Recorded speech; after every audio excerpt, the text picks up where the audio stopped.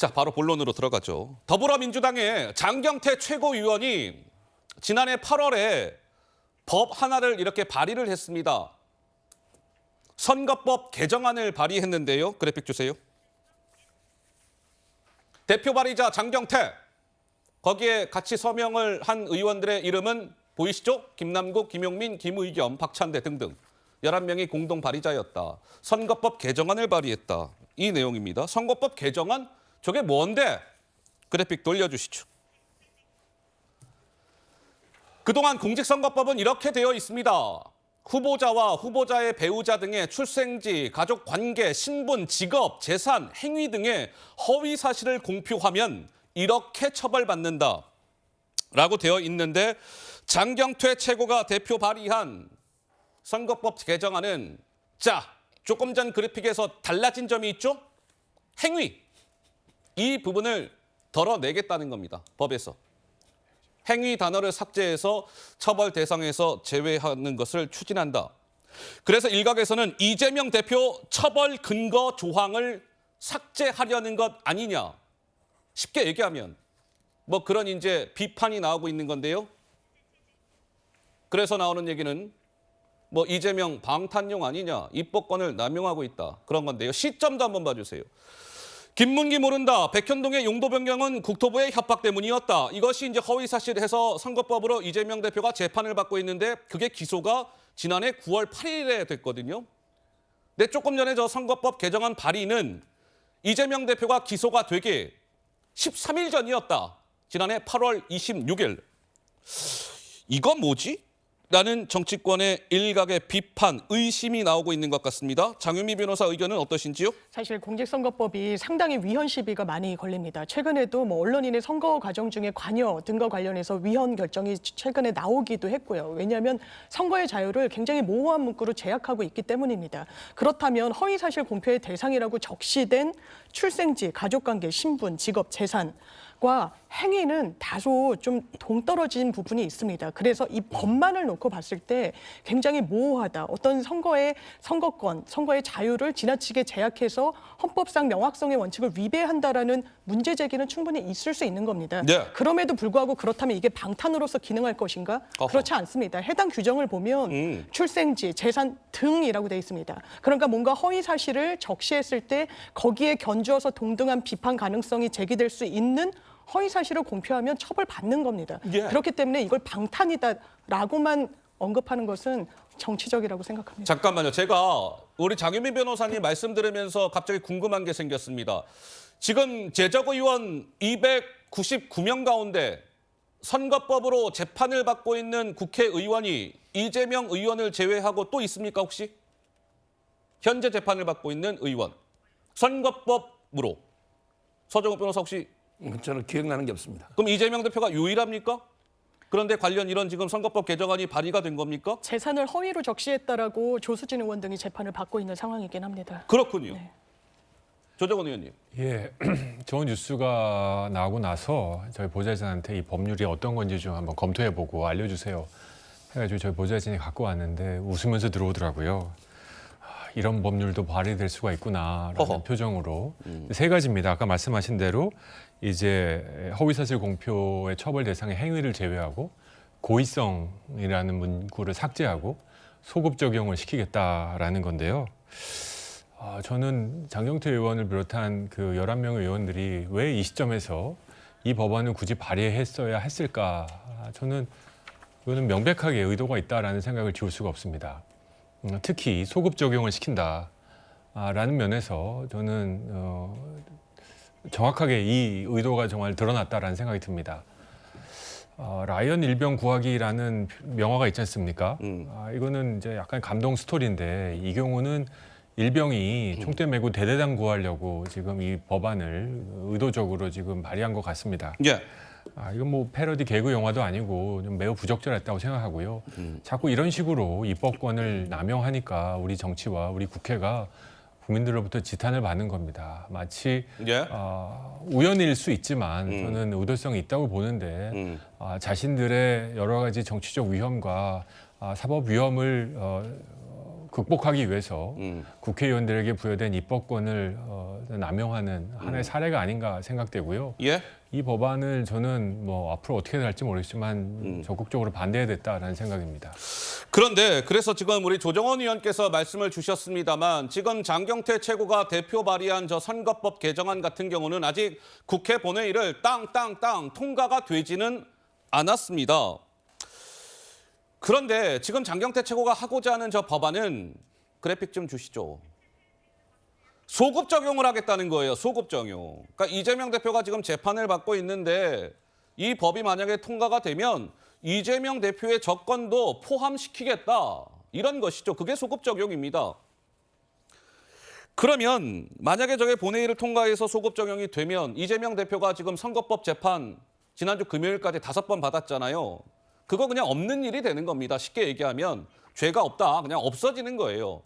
근데 이 이재명 대표한테는 이 선거법 재판이 굉장히 중요한 재판이라는 거 제가 몇 번을 말씀을 드렸습니다. 왜? 대법원에서 벌금 100만 원 이상이 확정이 되면 이재명 대표 입장에서는 배지 떨어지죠. 5년간 피선거권이 박탈되기 때문에 다음 대선에 못 나옵니다.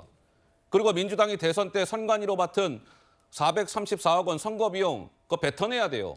그러니까 이재명 대표 플러스 민주당에게는 굉장히 중요한 재판인데 그것을 저 선거법 개정안이 통과가 되면 저게 이재명 대표 관련된 저 범죄 혐의가 다 없어지는 그런 상황이 될 수 있다는 것이죠. 왜 하필 이때 저 개정안이 발의가 됐을까? 뭐 이런 것인데 서정호 변호사 한 말씀 하시겠다고요. 먼저 이제 그 조수진 의원 언급했는데요. 예. 제가 검색해 보니까 이제 이분은 2021년 1월 달에 이미 벌금 80으로 2021년 1월 달에 예. 벌금 80으로 끝난 거예요. 예. 이거는 이제 그 발의된 거는 2022년 작년 8월 아닙니까? 예. 따라서 이제 조수진 의원 거나 관계없고 무엇보다 이 조수진 의원은 재산이잖아요.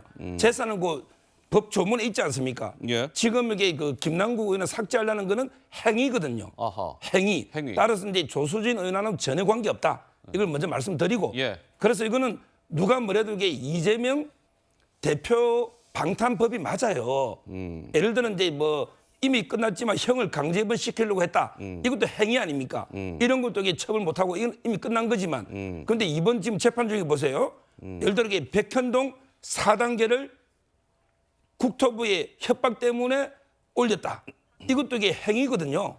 그런데 이 행위가 삭제돼 버리면 물론 이제 우리 장윤미 변호사님은 등자가 있다고 하지만요. 예. 이 등이라는 건 여러 개를 그냥 지칭하기 때문에 예를 들어 재산이나 가족 관계를 빼버리면 그거 처벌하기 어렵습니다. 아하. 따라서 이게 행위를 의도적으로 뺐다는 말은 행위만 가지고는 허위사실 안 된다. 이런 해석이 가능할 수도 있거든요. 예, 예. 따라서 이거는 제가 보기에 백현동이나 김문기 씨 이 방탄을 위한 법이 분명하다. 저는 이렇게 봅니다. 만약에 조 의원님은 저게 본회의에 상정이 된다라고 한다면 무조건 반대해야죠. 저게 말이 무조건 되겠습니까? 반대입니까? 예. 어떻게 저런 법안을 소급 적용까지 넣어서 할 수가 있는가? 만약에 진심이 그게 헌법상에 명확하지 않은 그런 거를 하겠다고 한다면 예, 예.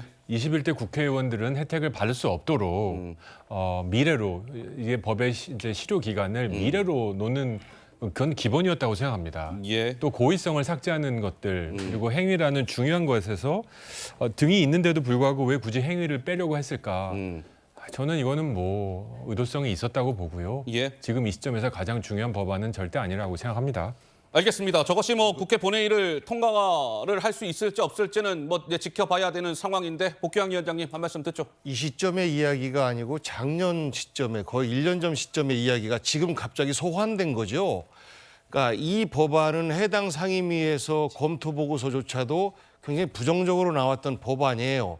뭐 잘 아시다시피 국회의원들이 때때로는 민원인들을 달래기 위해서 법안을 만들기도 합니다. 정말 잘못된 것이죠. 예. 그러면서 법사위에서 이것을 걸러줬으면 하는 바람도 갖고 상임위에서 다른 의원들 핑계를 대면서 아이고 나는 법안을 냈는데 잘 안 됩니다. 이런 어떤 옳지 못한 입법의 모습들을 많이 보이고 있는데 예. 전 이것도 여러 가지 좀 내용들을 보면 상임위를 통과하기조차도 어려운 법안으로 구성돼 있다라고 저도 생각해요. 예, 예. 그래서 법안으로 갈 일은 정말 택도 없는 법안인데 네. 왜 거의 1년이 지난 이 시점에서 국민의힘에서 공격용 카드로 이거를 들고 나오느냐. 저는 여전히 지금의 프레임을 그 이재명 방탄의 프레임으로 계속해서 연결시켜 가려고 하는 그런 의도가 너무나 짙다라고 네. 생각합니다. 그러니까 보 위원장님 말씀은 장경태 최고가 이 법안을 발의한 건 지난해 8월인데 그렇습니다. 그때는 가만히 있다가 왜 이제 와서 문제를 제기하느냐 뭐 이런 말씀이신 것 그건 같아요. 뭐 충분히 일리가 있습니다. 근데 아까 예. 복귀왕 위원장님 말씀에 제가 약간 미소를 지었던 게 아까 의원들이 약간 민원인에 의해서 법안을 발의할 때도 있다. 근데 이 경우 장경태 의원의 법안 발의 민원인은 이재명 대표였을 것 같습니다. 이 민원인 때문에 이 법안을 발의하고 본인도 이게 말이 되나 언젠가는 그냥 무야무야 넘어가겠지 했겠지만 민원인은 이재명 대표가 아니었을까 하는 생각도 해봅니다. 예. 알겠습니다. 자, 이런 가운데 대통령실 관계자가요, 굉장히 의미심장한 발언 한마디를 했습니다. 바로 이겁니다. 자, 제1야당 원내대표도 새로 뽑혀서 여야 원내대표 간 여러 회동이 있을 수 있다. 여야 원내대표들 간의 모임에서 대통령과의 회동이 제기될 수 있다. 그러니까 한마디로 윤석열 대통령이 여야 원내대표들과 만날 수 있다라는 취지로 이야기한 것이죠. 박광원 신임 민주당 원내대표가 선출도 됐고 국민의힘은 얼마 전에 원내대표 윤재옥 신임 또 원내대표가 선출이 됐으니 여야 원내대표들 모아놓고 대통령이 만날 수 있다라는 취지인데 여기서 시청자 여러분들이 아마 궁금하신 게 있을 것 같아요. 여야 원내대표라고? 그러면 대표는 뭐야? 민주당 이재명 대표는 만나겠다는 거야? 안 만나겠다는 거야? 이런 궁금증이 바로 생기지 않습니까? 그래서 이재명 대표 측에서는 황당하다. 이 대표 패싱하겠다는 거냐? 대통령이 원내대표만 만나는 상황은 상상하기 어렵다 등의 목소리가 나왔습니다. 어쨌든 대통령실로 하여금 여야 원내대표들과 대통령이 만날 수 있다라는 취지의 발언이 나왔기 때문에 주목을 끌고 있는 것이고요. 과연 그것이 원내대표 수준에서 만남이 이루어지게 될지 대표까지 포함하는 회동이 될 수 있을지 저희가 좀 지켜봐야 될 것 같습니다.